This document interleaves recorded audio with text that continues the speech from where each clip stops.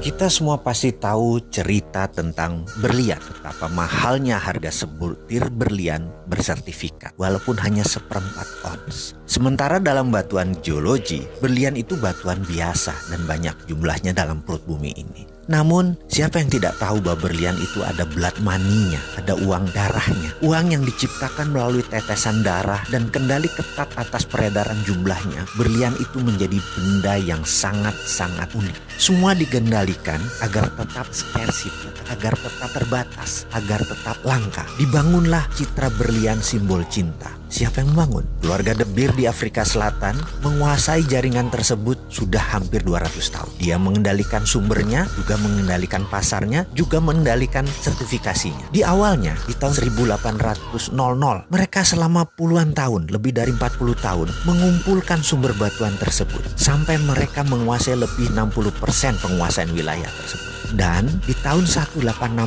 mereka mendeklar dengan menyatakan bahwa berlian adalah simbol cinta, berlian adalah simbol kehormatan, berlian adalah sebuah kekuatan, berlian adalah sebuah kemurnian. Dan image tersebut membuat benda berwarna putih bening tersebut berharga ribuan dolar, walaupun dengan gramasi yang sangat kecil. Kalau Anda tahu itu batuan apa, tetapi kita tidak bisa apa-apa. Kita semua sudah menjadi budak atas pencitraan berlian tersebut. Kita hanya menjadi korban pengambil price taker. Kita tidak bisa menentukan harga berlian. Kita pasrah dengan harga berlian tersebut. Apakah ini kesepakatan bersama? Oh tidak. Ini adalah keterpaksaan yang diciptakan. Dan apa yang keluarga De Beer itu ciptakan dalam bahasa sederhana, dalam bahasa ekonominya adalah economic alchemy atau rumus kimia sukses. Citra berlian sampai saat ini sudah 160 tahun. Sudah banyak tertanam di bawah sadar kita bahwa berlian adalah batuan paling mulia dan paling mahal. Kita ambil contoh, kita sekarang punya batu aki, batu kecubung atau batu lainnya. Kita tidak akan pernah bisa mengalahkan citra berlian tersebut. Karena citra tersebut dikawal dengan ketat oleh keluarga tersebut.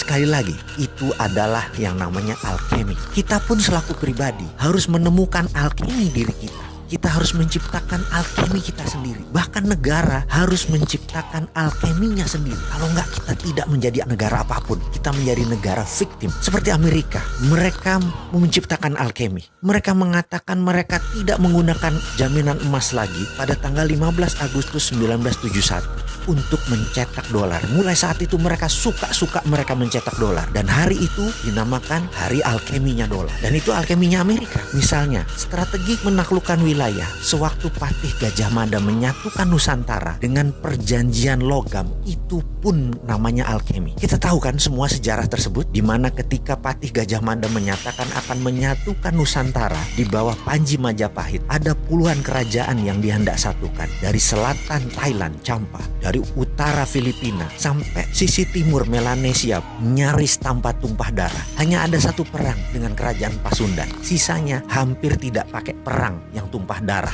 Yang dipakai adalah perjanjian logam. Emas Majapahit dipinjamkan ke berbagai kerajaan dan mereka yang menerima pinjaman emas tersebut menaikkan Panji Majapahit bendera gula kelapa yang berwarna merah putih. Penaklukan Gajah Mada menyatukan Nusantara adalah economic warfare, menggunakan hegemoni ekonomi, bukan hegemoni militer. Cara itu pula yang ditiru Cina dengan strategi obor, one belt, one road, dipinjaminya economic warfare. Apa yang Gajah Mada lakukan itu adalah alkemi.